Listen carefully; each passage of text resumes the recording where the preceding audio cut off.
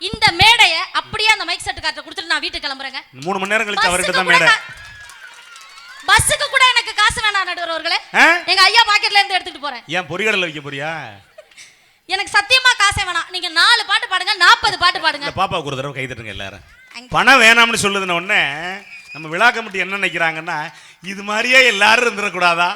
வாரத்துக்கு ஒரு தடவை நம்ம பாட்டுக்கு பட்டிமன்றமா வச்சு விட்டுறலாமே. எதுக்குங்க பணம்? என்னங்க இவங்க சிரிப்புக்கு முன்னாடி பணமெல்லாம் ஒரு விஷயமா நடுவர்? என்ன சொல்ற? இவங்க சிரிப்புக்கு முன்னாடி இந்த பசங்களோட கைத்தட்டுக்கு முன்னாடி பணமெல்லாம் ஒரு விஷயம். ஏமா நீ பாட்டு கிளப்பி உன் கணக்கு வேணா, அவ அந்த புள்ள கணக்கு வேணா கழிச்சுக்கிட்டு கொடுங்க.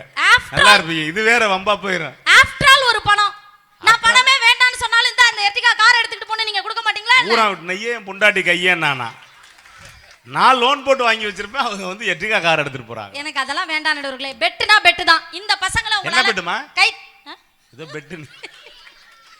இந்த பசங்கள உங்களால கை தட்ட வைக்கவே முடியாதுங்க. வேண்டாம். நீங்க 10 பாட்டு பாடுனீங்கன்னா அவன் தூங்கிடுவான். ஆமா. இல்லாட்டி வீட்டுக்கு எழுந்திருச்சு போயிடுவான். இன்னும் பாட்டு பாடின மாதிரி தெரியலையே. ஆனா அவனை இப்ப எழுப்பணும்னா கூட இப்ப நான் பாடுற பாட்டுல அவன் கை தட்டி எப்படி ஜாலியா எழுந்திருச்சு டான்ஸ் ஆடுறான்னு பாக்குறீங்களா? நீ பாட ஆரம்பிக்கல, அதுக்குள்ள எழுந்திருச்சு கை தட்ட ஆரம்பிச்சிட்டாங்க. இதுக்கு ஒரு பெரிய கவிதை தான் எழுதணும்லாம் கிடையாது.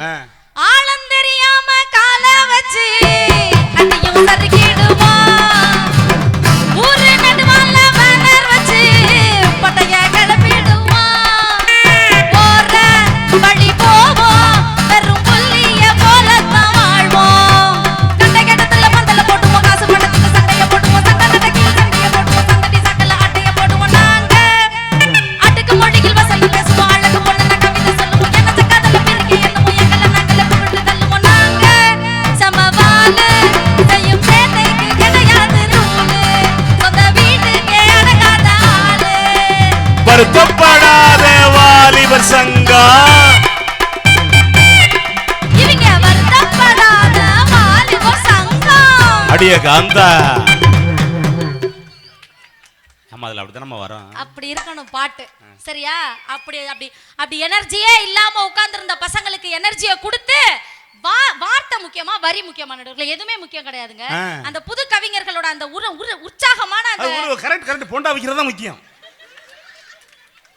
அது சரி. நான் என்னமா அந்த பாப்பா கூட என்னை பார்த்து கேவலமா கை தட்டுது. தெரியுது நீங்க பேசுறத பார்த்து. ஆனா நீ கை வச்சிருக்கிறத பார்த்தா அது ஊசி போன பொண்டாவா தான் இருக்கும் போல இருக்கு. ஆனா இப்ப நீங்க பாட்டுக்கு சொல்றீங்க. இப்ப இவ்வளவு நேரம் வந்து அந்த வியூவர் சார் ஹலோ சாஞ்சிட்டு உட்காராம நல்லா நேரா நிமிந்து உட்காருங்க. இல்ல ஊர்ல என்ன நினைக்கிறாங்கன்னா எல்லாரும் நீ பேசுமா. இவ்வளவு 3 பேர் உட்கார்ந்திருக்க சைஸ பாத்தீங்களா? அவங்க சைஸ் பிரச்சனை இல்லம்மா. சரி விடுங்க. உன் சைஸ்க்கு நீ சோபா தான் போடணும் போல இருக்கு மேடையில. அதுவும் 3 பேர் உட்கார்றது சோபா. நடுவர் அவர்களே, இப்ப அவர் இருக்கார்ல, நல்ல நான் பேசும்போது என்னை மட்டும் தான் பார்க்கணும். சரியா? முடிஞ்சா பார்க்க மாட்டாராமா?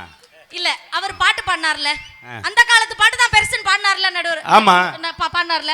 அந்த காலத்து கவிஞர்கள் தான் அப்படி அட்டகாசமா பாட்டு எழுதிருக்காங்க. இளைஞர்களுக்கெல்லாம் வழி காட்டிக்கிட்டு இருக்காங்க. எங்க பாட்டெல்லாம் வழி காட்டுதுன்னு சொல்லி பாடினார்ல. இவ்வளவு பெரிய மேடை உங்களுக்கு கொடுத்திருக்காங்கல்ல. கிட்டத்தட்ட 72,000 ரூபாய் உங்களுக்கு சம்பளம் கொடுக்க போறாங்கல்ல. கொஞ்சம் இருமா.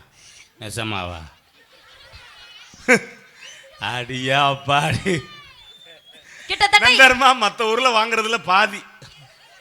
72,300 ரூபாயில 3,000 ரூபாய் அட்வான்ஸ் வாங்கிட்டீங்கல்ல.